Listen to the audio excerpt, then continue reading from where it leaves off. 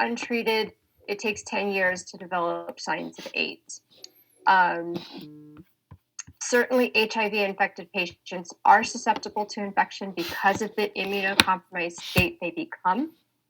HIV disease and infection are... I don't mean to interrupt, but are we recording? Oh, thank you. No, we weren't.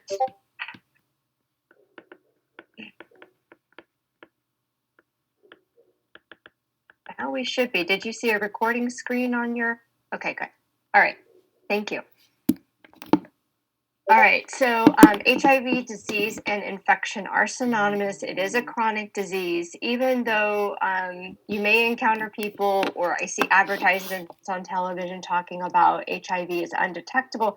That's basically saying we don't see the viral load in whatever blood test we're doing.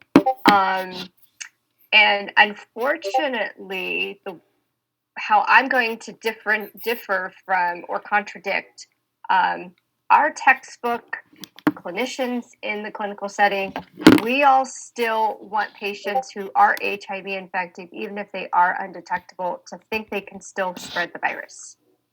Because we want them to use precautions, because no one knows from 1 month to the next what their viral load is going to be unless it gets tested. Unfortunately, I've seen ads on TV that say if you take this certain drug and you are not detectable, you have no chance of spreading the virus. And I think that's a bad message to send. And again, I'm referring to a drug company's ad. So that's not the way we generally consider or teach our patients with HIV. So I just kind of wanted to put that out there. In the U.S., we do have more than 1 million infections, and we have quite a few new cases annually still. But it's not the life, or it's not the death sentence it once was. I became a nurse in 1991. We absolutely knew zero about this disease. And so it was a lot scarier back then because it was a death sentence for most people. But these days, with the advancements in prevention and, of course, medications, it doesn't have to be. All right, so HIV transmission, primary transmission is through sexual contact. Unprotected sex, that can be oral, anal, vaginal sex. And of course, the recipient is the most at risk and depends on the exposure, the length of exposure as well. The fluids that pretty much can transmit HIV is blood, semen, vaginal, and breast milk. It's an increased risk, obvious, for females during heterosexual sex, for males during anal sex, who's the recipient. And then, of course, if you have any genital lesions, things like herpes and syphilis, if you have an outbreak and you have basically skin that's, or I said ulcerations or wounds, those become very susceptible and can increase a patient's risk to contract this virus. Blood-to-blood transmission. So we don't see it in our blood supply.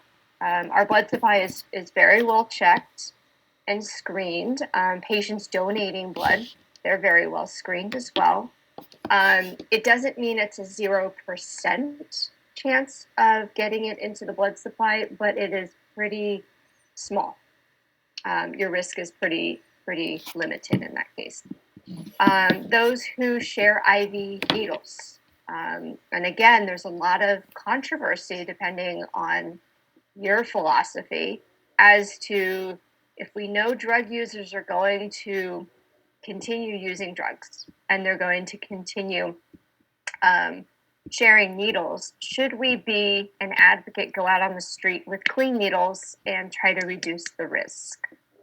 So there are a lot of programs that will go out into the community for those that are IV drug users and try to switch out their dirty needles for clean needles and do some education. The risks that we have as clinicians occur in the hospital setting, mostly due to the needles. And if you are working in the operating room, certainly you have very sharp instruments. And so surgeons, scrub technicians, they are at risk as well. due to the sharp instruments they're using. I've encountered surgeons, residents that have had a nick because the scalpel accidentally kind of nicked, and sometimes they don't even know about it until they're done with the surgery and they're cleaning up and then they see the cut. In that case, they report it to a special needle stick hotline that all hospitals have. It usually is some kind of occupational health or employee health type of system. And you basically talk about your exposure, report it, and generally they will draw blood from the patient that you were exposed to, because we don't have HIV information on every single patient out there. Some we know about, and then others we don't routinely test. So they will run that. And then they'll weigh your risk. They may put you on some kind of preventive medication, but it just depends on your exposure. It's very important to wear gloves when you're dealing with needles, because that glove can be that first protection. Even though the needle punctured your skin, the blood basically, if you think about a drop at the end of a needle, most of it's going to stop or get caught with the glove before it actually gets into your skin, even though certainly there is a contamination there. Gloves do reduce that risk. And then, of course, we've gone to a lot of needleless systems. These days, it's very rare, unless you're giving an IM injection, you're really not dealing with dirty needles. You're mostly dealing with clean, pulling drugs out of a vial, administering medications through an IV where you're not even using needles at all. And then if you're collecting blood samples, you may be using venipuncture sets that have needles.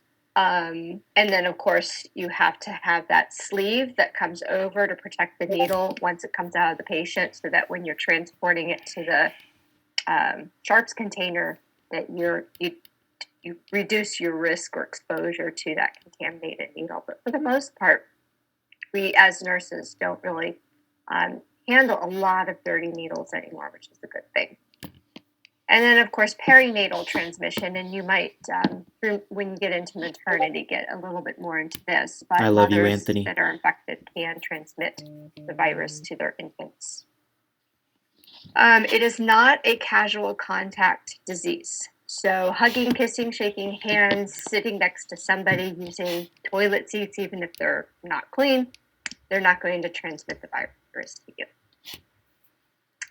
So who do we consider high risk? We know about our IV drug abusers. We know as healthcare providers, we do have a higher risk because, sorry, getting messages on my computer, because we are exposed to HIV patients, AIDS patients. Those patients we don't know anything about, and that's why we use standard precautions for everyone. And we are using contaminated needles. The blood supply is not 100% guaranteed not to have HIV, but the risk is extremely low. And we know infected moms and their children, and then, of course, high-risk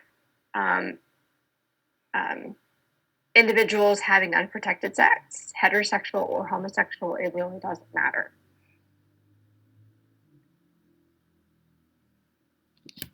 So what I want to do, because we're getting into the HIV pathophysiology, and I want to play this video I saw. It's a YouTube video. So let's see about getting that up on the screen.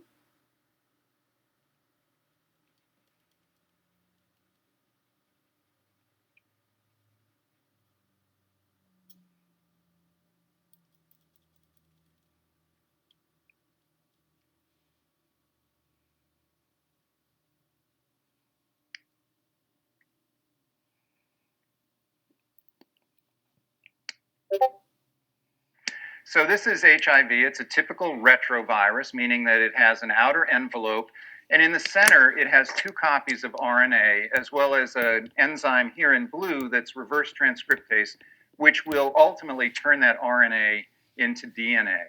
The virus itself, with this outer envelope protein, actually directly infects T helper cells. The way that it does this is that as it comes up to the cell surface, it uses receptors that are on T helper cells and exclusive to T helper cells, which are CD4 molecule, which really defines T helper cells. It's a surface receptor that binds to the envelope protein. That causes a conformational change and allows a second receptor to grab hold of the envelope. This is the chemokine co-receptor. It's also called CCR5, and we'll talk about that more. What happens now is that the stalk of the envelope protein pierces through from the virus into the host cell and starts to draw the cell membrane and the viral membrane together. And what ultimately happens is fusion of those two membranes, and the viral genetic material is injected essentially into the cell, and the envelope protein is left at the cell surface. The virus has a matrix and a capsid protein shown here in green and red that essentially are digested when it enters into the cell. That releases the viral enzymes and the viral RNA. And here we have reverse transcriptase, which takes the viral RNA and, using host nucleotides, converts that viral RNA into a single strand of DNA. While it does that, it makes some random errors, which is characteristic of reverse transcriptase. It has very poor proofreading activity. That single-stranded DNA now is again reverse transcribed into a double-stranded DNA. At that point, another enzyme that has come in with the virus in the beginning, called integrase, essentially grabs hold of that double-stranded DNA and carries it through a nuclear pore into the nucleus of the cell.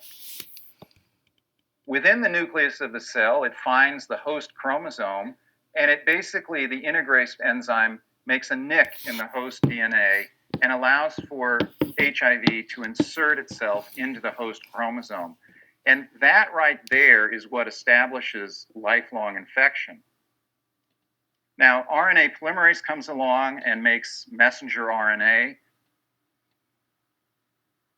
Those messenger RNAs encode for different viral proteins. They end up associating with ribosomes at the surface of the rough endoplasmic reticulum. And here's a piece of mRNA that's making envelope protein, which is directly produced into the endoplasmic reticulum.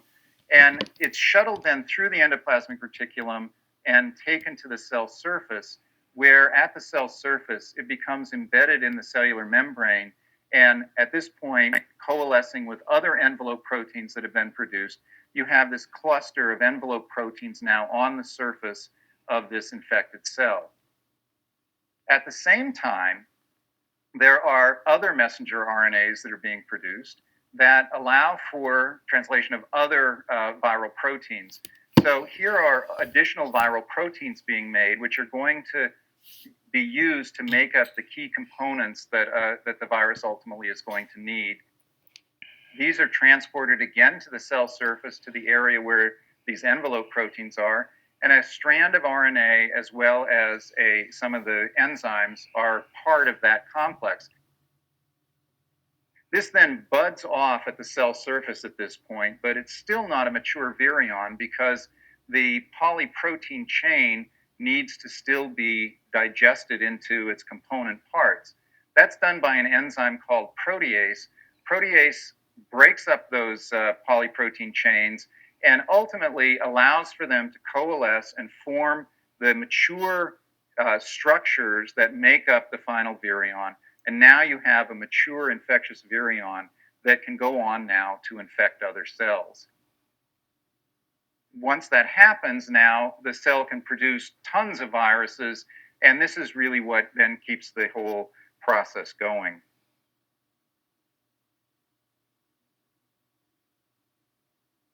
Okay. Oops.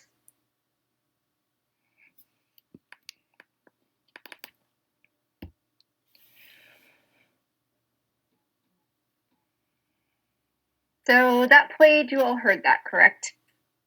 Okay, good. I didn't want it to be like 6 minutes of silence, and I lost all of your faces, so I couldn't really tell. Okay, so I don't tend to, just to, I guess, allay some of your fears, I don't tend to test on pathophysiology. HIV is a very complex cellular type of pathophysiology. I wanted you to see that. I thought that was kind of a nice simplified picture description of how that can all happen. I more basically want you to know um, kind of the nursing components, the teaching that we require, we as nurses are required to share with our patients, the risks that patients maybe can decrease for themselves or take precautions. And then when we get into AIDS, kind of what do we do as nurses to basically treat the problems that these patients find themselves in when they do develop AIDS. I'm going to go back and share the slides with you.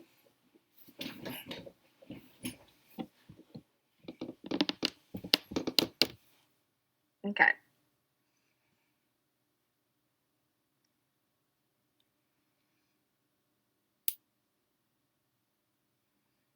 Stop. Oh, my butt.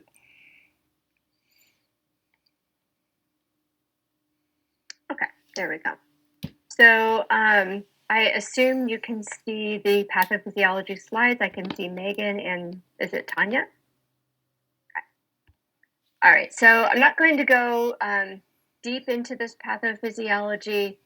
Just know that HIV, basically the virions that they were talking about can basically reproduce very rapidly and destroy CD4 cells, which is part of our T helper cells that are in our immune system, on about 1 billion a day. So we have a ton of these things. However, as time goes on, CD4 cell counts get lower and lower, which compromise our patients' immune systems.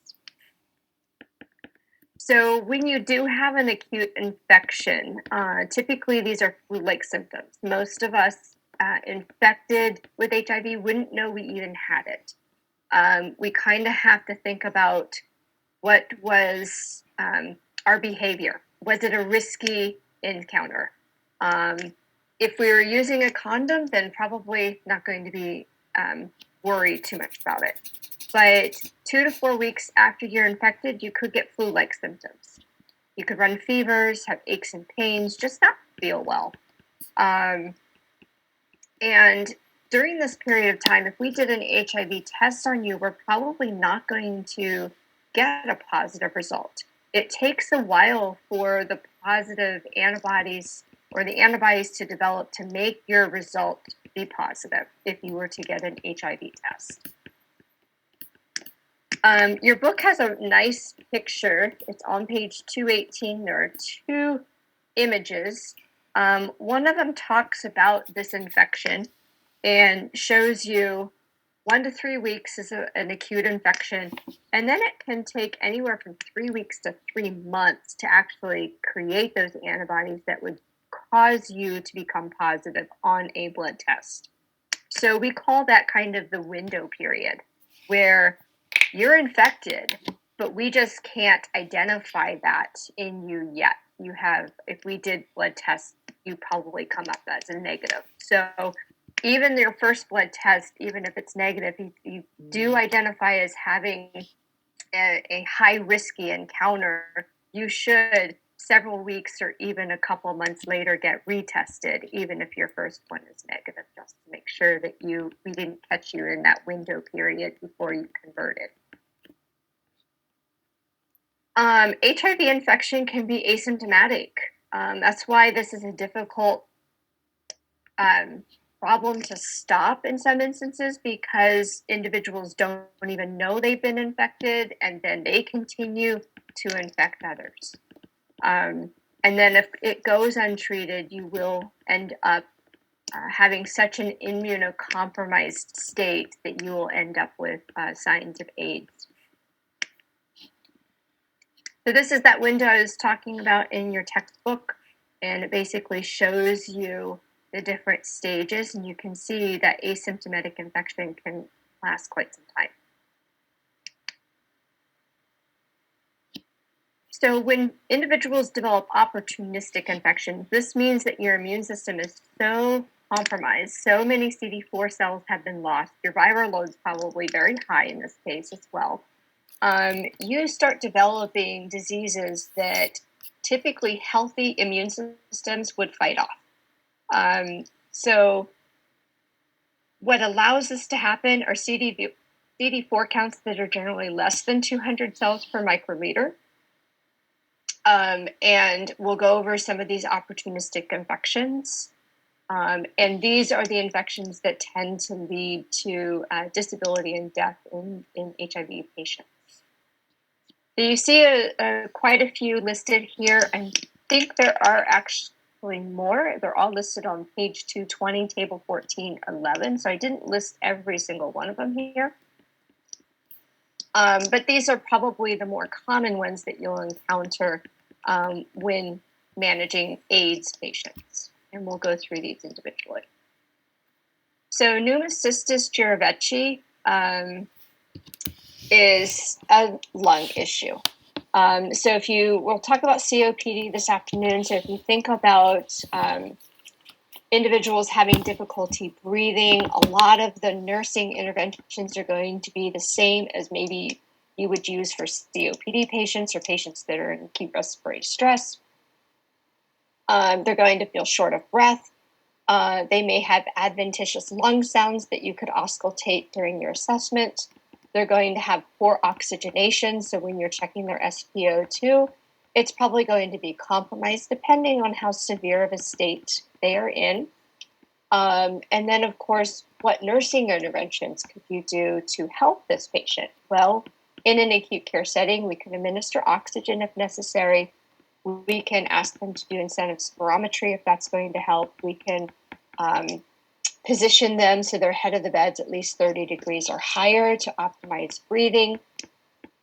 And then it just depends, how aggressive do we get? Do they need albuterol treatments, any other kind of nebulized inhalation treatments to improve oxygenation, antibiotics to treat the infection? And then, of course, they're probably being immunocompromised. We have to think as clinicians that we pose a greater risk to them than they do to us. So we might put them on reverse isolation, where we're, head to toe in our PPE, but because we don't want to transmit anything that we have to them, basically, instead of the other way around. So basically, they can also develop this plaque type. They can develop oral candidiasis, kind of this yeast infection, not only in their mouth, but also in their esophagus. One of the main drugs that we can use for oral candidiasis is a drug called nystatin. It's kind of a swish and swallow, antifungal, basically. They can develop this Kaposi sarcoma, which is not just relegated to the skin, but also can be found in the gums as well.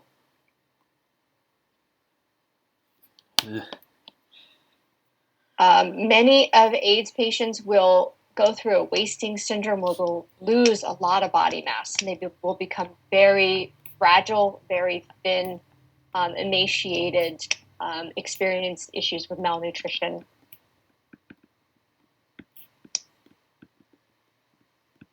Okay, so when we test their lab studies, CD4 counts, basically the T cells, the specific T cell that we're looking at, will be measured. 800 to 1200 is considered normal. The lower it gets, below 800, the more worrisome or the more problematic that is for the patient. And we will also test their viral load. How many copies of those virions can be detected under a microscope? So if it's low or even undetectable, is fantastic. That's where we'd love all of our HIV patients to be. But the lower the viral load, the less likely they're going to have symptomatic infection. In other words, they're not going to progress to AIDS. But the higher the viral load, one, they're a higher risk to transmit to another person, and they are also higher risk to develop and progress to AIDS. Individuals can be neutropenic, so we rely on our white blood cell counts to fight infection, and these individuals would have lower white blood cell counts. So again, another indication that they're immunocompromised. They could have problems with low platelet counts, which is thrombocytopenia, and that's going to pose an increased risk to bleeding. They can be anemic. So now we're looking at the red blood cell count in this case. It's low, and remember, we rely on our red blood cells to carry oxygen on the hemoglobin. So if we have an anemic patient, they could very well be hypoxemic, and the organs and tissues don't get the oxygen that they are requiring. And then, of course, their liver function tests could be elevated if their liver has been affected. So I talked about signs and symptoms for the PCP, which is, it used to be pneumocystis carinii. They've changed the word, don't ask me why, over the years, but they've never changed the initials that are associated with it. So it's still PCP, however, it's pneumocystis jirovecii, and not the carinii. You could probably do some research on that if you're curious.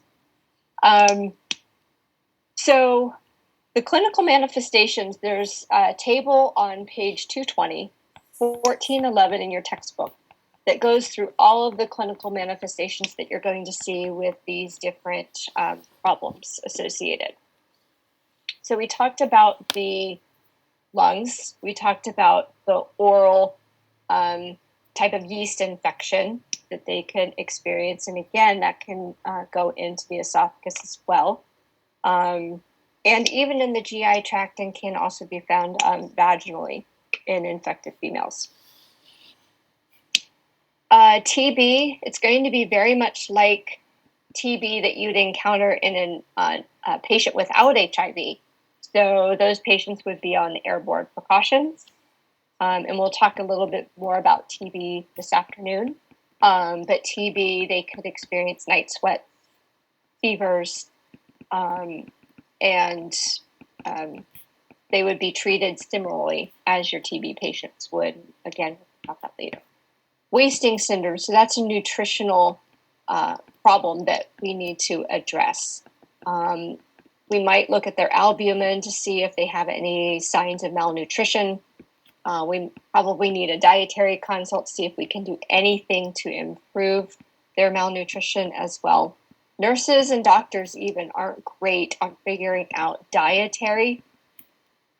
It's best to get a nutritionist or somebody that is specialized in the dietary area to calculate what the patient needs in kcals and try to come up with the foods that will match that and meet their requirement.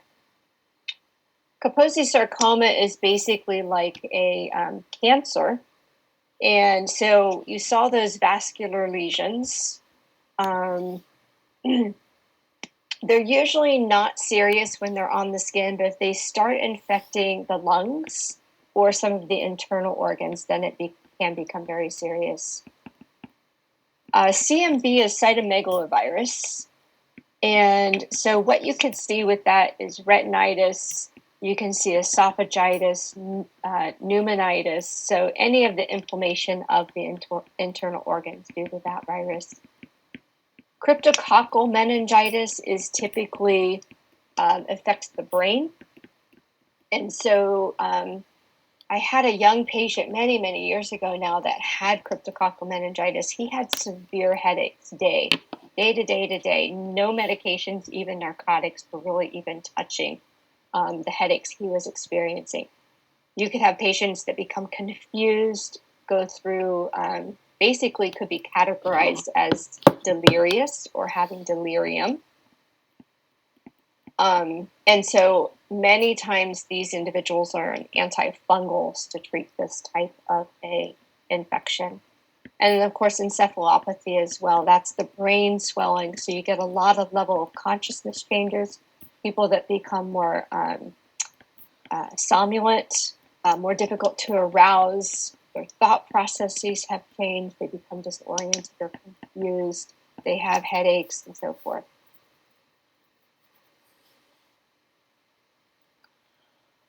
So some of the drugs, I would not really concern yourself with learning all of the different drugs. There's a ton of combinations out there. There's several classifications of drugs. All of your drugs are listed in table 1413 on page 221. But again, if you want to basically understand how drugs work for HIV, all of these do something to stop the pathophysiology of it. Okay. What I want you to know about the drugs is basically they are indicated to try to decrease viral load and to keep those CD4 counts elevated for a patient so that they never progress to AIDS. It is very important that individuals that have been prescribed these antiretrovirals adhere to the drug regimen, that they don't stop taking them because they don't like the side effects without talking to their doctor first. If they are experiencing issues with side effects, there are a ton of different medications they can try, and so they should communicate their concerns to their physicians, so maybe they can get onto a different medication with fewer side effects. They also need to be taken at regular intervals and schedules every single day. I've met HIV patients that it's down to the minute that they are taking their medication. And it's that important to really stay on track. It's not a guarantee that they won't or that they won't progress, I should say, to AIDS, but it certainly helps delay the progression. And many people living with HIV actually get to the point where their immune systems are normal, their viral loads are undetectable, and they are living longer and longer, and HIV is not that death sentence that it once was. But if it's left untreated, certainly within a number of years, they will progress to AIDS, and their increase of death does increase with that. Monotherapy is not recommended anymore because resistance occurs. So kind of like what you know about antibiotic resistance, resistance can occur to these drugs as well. So now there are combination therapies, and it's usually 3 drugs that are prescribed so that the resistance does not occur to any one drug.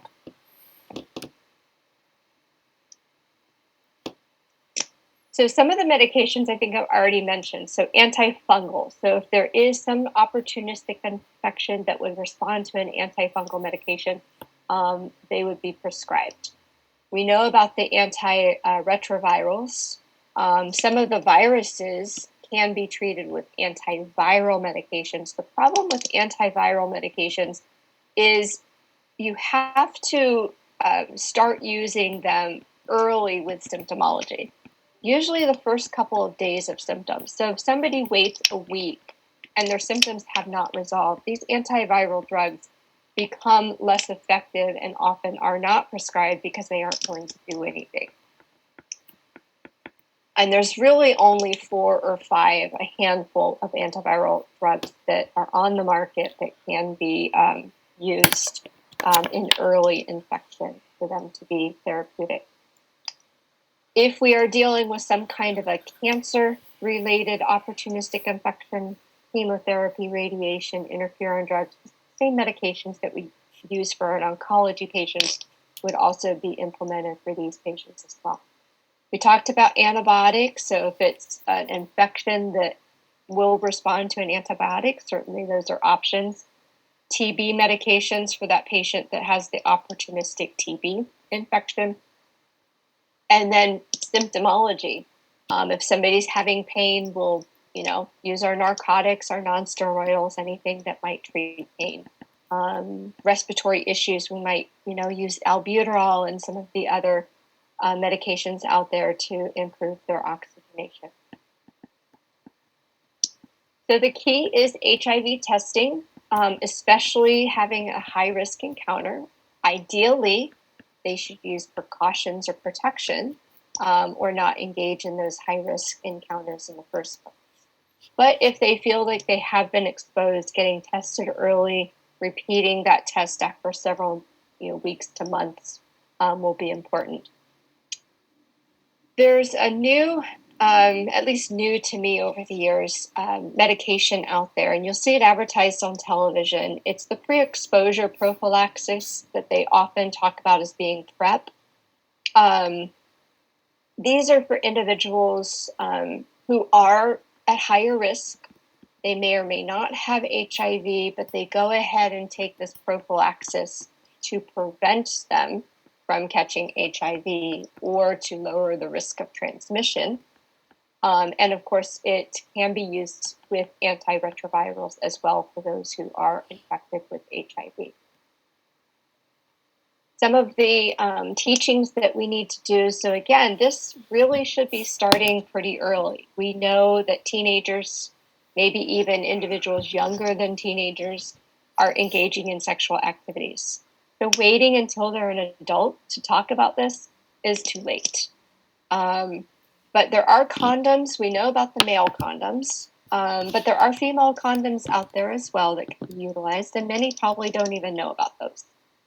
They have what they call dental dams, which are latex squares if they're going to engage in oral sex. Abstinence, and we know how well that does not work in most cases. Or self-pleasure, masturbation. But again, a lot of people don't want to talk about these things because they're either uncomfortable or maybe their belief systems don't allow them to talk about it with their children. And then, of course, some of these health classes offered in elementary or high school, again, those come with controversial issues as well. So they may not be able to share some of this stuff with their students. Reduce needle sharing. And then we talked about some of the needle exchange programs that exist. And again, that's controversial as well. And then, of course, HIV-infected mothers might be put on antiretrovirals during the pregnancy to reduce transmitting the infection to their children. So there's a lot of different condoms out there. If people have latex allergies, they can choose ones without latex. They need to know how to properly store them. It's not a great idea to put a condom in a wallet, put it in your back pocket, let it heat up, let it get rubbed, let the packaging get deteriorated, and then go to use it and think it's going to be effective.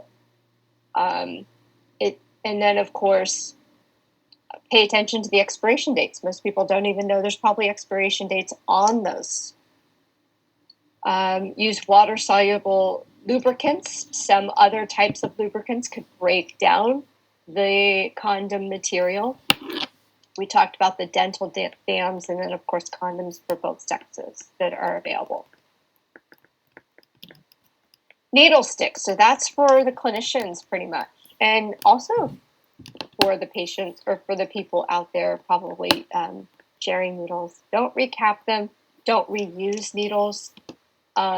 Always use needle systems when available, and I think they're pretty widely available now. I don't even think you have to worry about it. Wear gloves when you're dealing, especially when you're going to encounter dirty needles. Certainly, you're probably not seeing a lot of us wear gloves when we're pulling drugs out of a vial with a clean needle.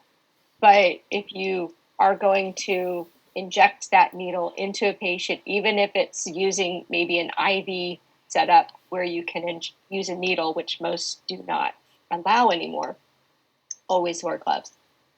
And then if you do have a needle stick, call the hotline, follow the institutional policy, and then follow their guidelines as far as getting tested and possibly being put on the prophylactic medications. HIV still does not have a cure. However, a lot of people feel that when they're in their undetectable state, if they can get there and stay there, they probably feel like they are cured. But again, it's probably not a good idea to share that they can never transmit the virus. The likelihood when they have a viral load that is undetectable, the likelihood of transmitting it is pretty much zero. However, we don't really know day to day, week to week, month to month, if they're not getting regularly tested, what their viral load is each and every day. Health promotion, prevention, early detection is going to be key. Getting them on the medications, trying to keep them from progressing to an immunocompromised state. We talked about reverse isolation, especially for those that have AIDS that are being cared for in the hospital setting. Psychological support, certainly counseling is still recommended.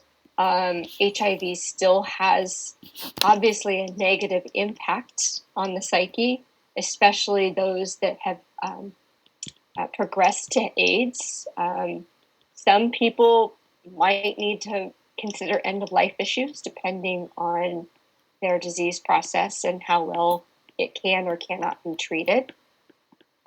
It's been many years ago, but I had a patient who told me the story. He was HIV positive, and I think he said he had AIDS twice and lived to tell about it, which at one point, many years ago, you wouldn't encounter anybody that could say that.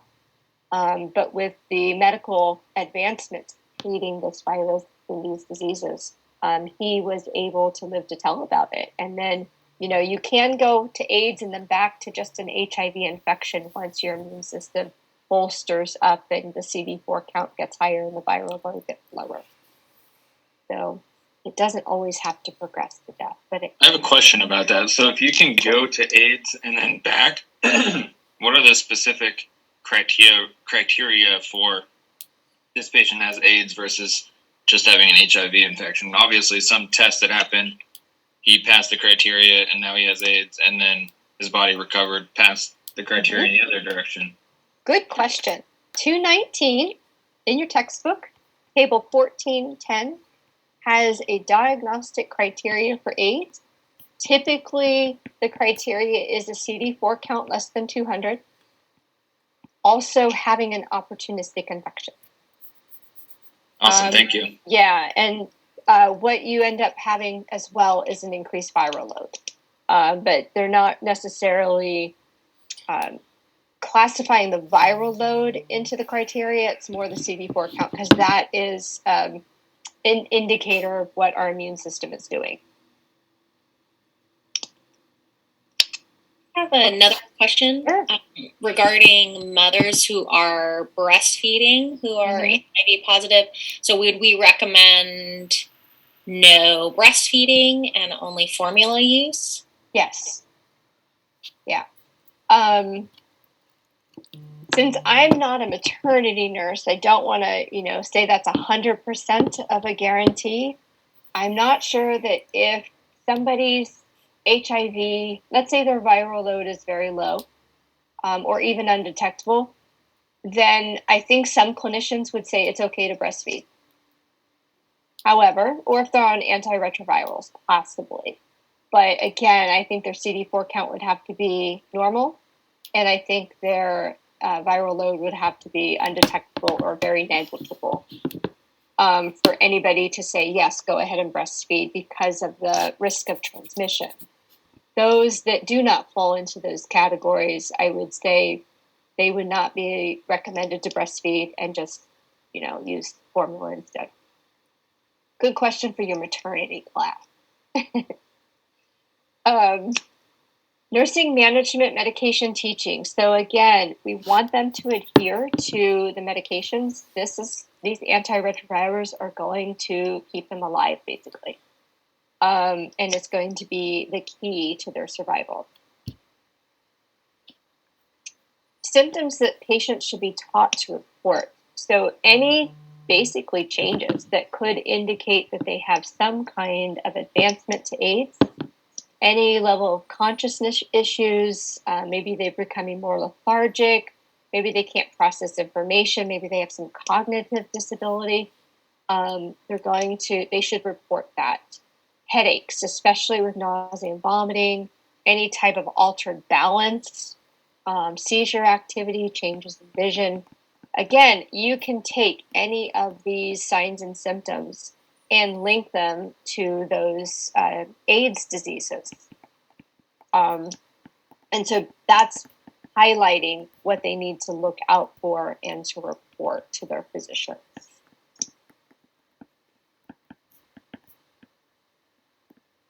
Okay. Any other questions on HIV/AIDS? I had another question about the Kaposi sarcoma. So it sounds like you were saying it wasn't an issue when it's on external skin. So maybe we don't treat when it's on external skin, besides maybe comfort measures. But then when they're on internal organs, that's when we would treat with some sort of like chemotherapy or radiation. Yeah, it's possible. I mean, Kaposi sarcoma is a type of cancer, basically. So they could, depending on, I guess, how serious it is, they could use radiation or chemotherapeutic agents. It becomes more serious health-wise to the patient when it starts infecting internal organs, because now you start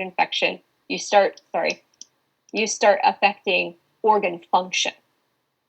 The skin isn't necessarily the problem, so to speak. If they can get the CD4 count up and the viral load down with medications, the body can tend to fight off a lot of these issues as long as it's allowed to. But when it's being suppressed by HIV, that's when it cannot. So when it starts affecting, renal function, liver function, pulmonary function, that's when we can really intervene and help out. It's not to say they won't treat Kaposi sarcoma with chemotherapy, with radiation, if it's just affecting the skin, but we are less likely to be as aggressive in our therapies as we would with it affecting the internal organs.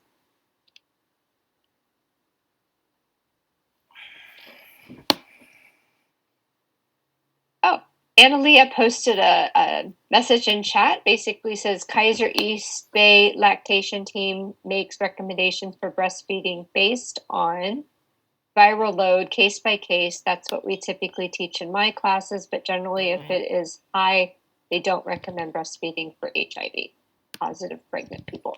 Thank you. Any other questions on HIV/AIDS?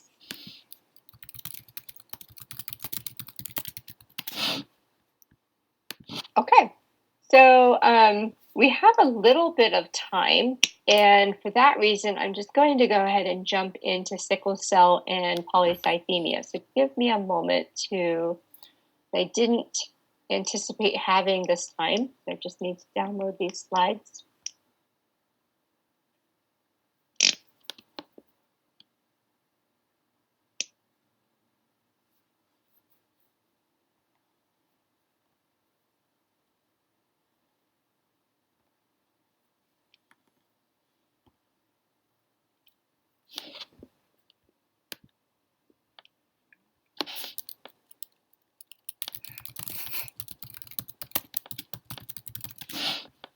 Okay.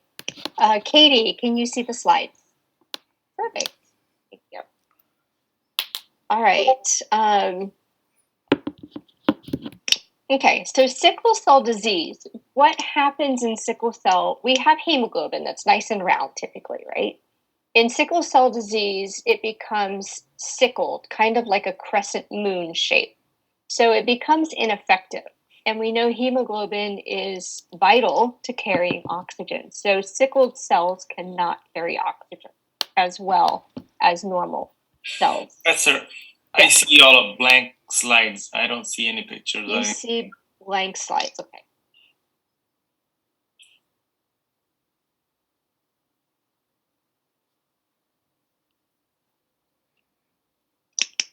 Okay, do you see sickle cell disease, group of inherited? Perfect, okay. So abnormally formed hemoglobin, genetic disorder, median survival exceeds 45. So that is an advancement in healthcare. And it can cause irreversible damage in these organs, lungs, kidneys, brain, retina, bone. And we'll look at that. Just want to make sure it's advancing. Episodic triggered. Angelica, can you see the episodic triggered? Perfect. So basically, sickle cell disease, we can't stop people from having it since it's a genetic disorder, but we can hopefully stop the episodic events from happening. So what's listed here are what triggers sickle cell crisis, right? They'll always probably have sickle cell disease. We want to keep them out of the crisis mode, which is the symptomatic mode. So going up to high altitude, say traveling to Lake Tahoe, might trigger an episodic event. Any type of infectious process, viral or bacterial. Stress, emotional or physical. Having surgery. Significant blood loss. Acidosis, where our acid-base balance that we usually maintain is altered in our bloodstream. Or very extreme cold temperatures. So you see on this slide, the normal red blood cell is nice and circular, and the sickled one is not. It becomes elongated, it becomes rigid, it can get stuck or occluded into smaller vessels, and it can stop blood flow to anything distal where it gets occluded. And that's going to be problematic because oxygen can't get to the areas past where it's occluded. So sickle cell crisis is your symptomatic phase of sickle cell disease. It's very severe and painful. It can cause vasospasms of the vessels, and if the vessel clamps down or constricts, that's going to occlude blood flow as well and cause lack of oxygen to tissue. For that reason, shock is possible, and we won't talk about the shock states until we get to MCA3. This is showing you that it can affect any part of the body, the lungs, the kidneys, bones, joints, anything. Obviously, the organs that we truly worry about a lot are the lung, the kidney, the heart, the liver. We can take the spleen out if we have to. So that's not necessarily a vital organ that we worry about. But any of the other brain, any of the other areas that really demand high levels of oxygen that could be compromised. So basically, when somebody, not everybody who has sickle cell disease will find themselves facing these complications. Typically, this is going to happen in a crisis state for these individuals. What we worry about is, let's say a patient comes in with sickle cell disease, they're complaining of chest pain. They could be in a crisis. They could have these sickled cells in some coronary artery, and that blood is not being allowed to bypass or get to the distal parts of the heart muscle. And so they're experiencing chest pain for that reason. They could be experiencing signs of a stroke because those sickled cells have blocked blood and oxygen getting to brain tissue. So they could have signs and symptoms of a stroke, which we'll talk about later in this course. If it clogs the kidneys, they can go into renal failure.